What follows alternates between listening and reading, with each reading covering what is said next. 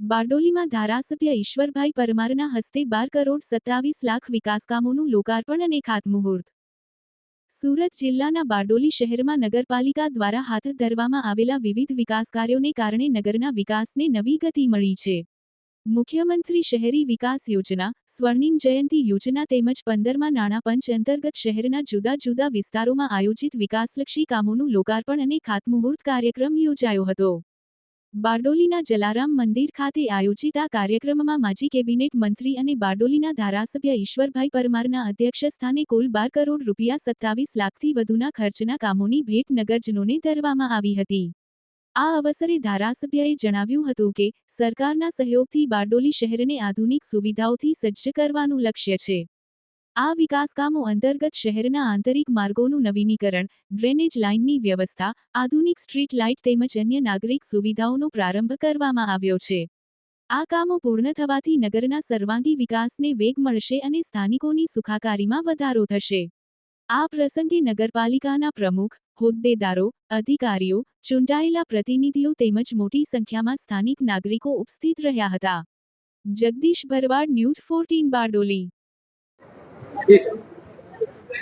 આજરોજ સરદાર નગરી એવા બારડોલી નગરપાલિકા ખાતે વિકાસના કામોના ખાતમુહૂર્ત કરવામાં આવ્યા છે।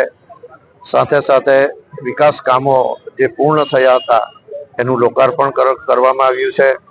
આજના વિકાસ કામોના ખાતમુહૂર્ત પ્રસંગે ઉપસ્થિત એવા બારડોલી નગરપાલિકાના પ્રમુખ શ્રી ધર્મેશભાઈ પટેલ, અમારા સંગઠનના પ્રમુખ શ્રી આનંદભાઈ જૈન, ઉપપ્રમુખ વિજયભાઈ પટેલ, કારોબારી સમિતિના અધ્યક્ષ શ્રી વિજયભાઈ પાટીલ, બાંધકામ સમિતિના અધ્યક્ષ શ્રી હિતેશભાઈ પારેખ, જુદી જુદી સમિતિના સૌ અધ્યક્ષશ્રીઓ, નગરપાલિકાના ચીફ ઓફિસર શ્રી, અન્ય અધિકારીશ્રીઓ, કર્મચારીશ્રીઓ, બારડોલી નગરપાલિકાના ચૂંટાયેલા સૌ નગરસેવકો અને ખૂબ મોટી સંખ્યામાં આજે જલારામ મંદિરના પટાંગણમાં આજે 25મી ડિસેમ્બર સદૈવ અટલ બિહારી વાજપેયીજીના જન્મદિન નિમિત્તે, સુશાસન દિવસ નિમિત્તે આજે 12,27,27,000 રૂપિયાના ખર્ચે આજે વિકાસના કામોનું ખાતમુહૂર્ત થયું છે અને ખૂબ જ ટૂંકા સમયમાં સમયસર આ કામો શરૂ થશે,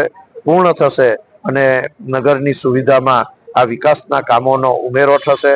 આજના પ્રસંગે આ જલારામ મંદિર ખાતે, જે જલારામ મંદિરના બાજુમાં આવેલ સ્લેબ ડ્રેન, જે એનું પણ એ તોડીને નવું બનાવવાનું છે અને લગભગ 4 થી 5 મીટર જેટલું એ પહોળું થશે અને ખૂબ ટૂંકા સમયમાં એને ફરીથી નગરજનોની સેવામાં એને ઉપલબ્ધ કરવામાં આવશે। આજે જે ખાતમુહૂર્તના કામો થયા છે એ ખાતમુહૂર્તના કામો ઝડપથી શરૂ થશે અને ઝડપથી એ કામો પૂર્ણ થવાના છે। આજના પ્રસંગે જે નગરપાલિકા દ્વારા સુંદર આયોજન કરવામાં આવ્યું તે બદલ સમગ્ર નગરપાલિકા પરિવારને આ વિસ્તારના ધારાસભ્ય તરીકે ખૂબ ખૂબ શુભકામનાઓ પાઠવું છું।